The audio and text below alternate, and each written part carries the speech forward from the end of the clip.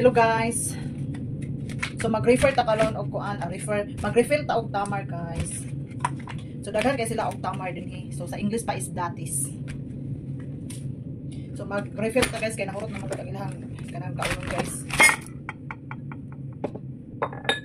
So mo na ilang kaunon guys before sila magkaon sa ilang footboard.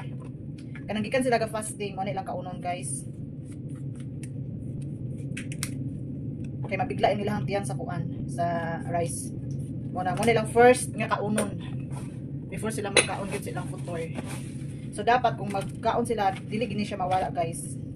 So nakahinaw na ko kamot ha. So ako lang gini siyang kamuton. Kay maot kay mag-gloves kay mamilit. Mahugas ta utro sa tong kamot. Ay okay ta hugas, okay ta hugas tong kamot guys.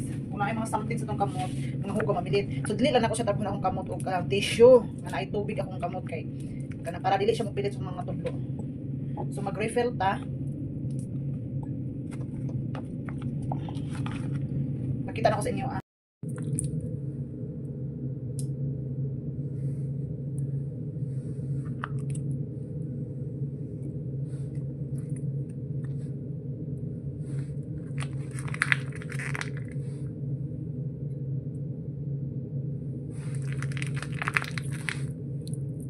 So dapat isa-isaw na to guys kay para pagkuha ni dad diretso ra dili na sila magbungkag-bungkag kay mamilit man gud ni siya.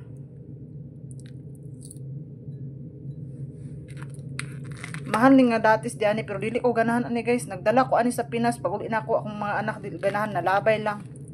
Kitamis kaayo ni siya. Dili ganahan akong mga sakop.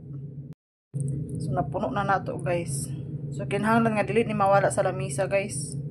Kaya mo na ilahang before kaunon jud kung magkuan sila. Gikan mag-fasting. So pila na lang kaadlaw mahuman na ang fasting.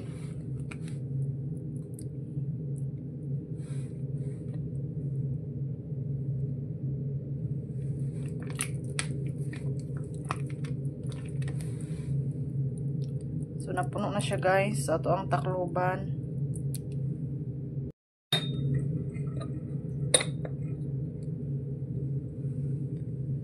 Dagan kayong datis guys.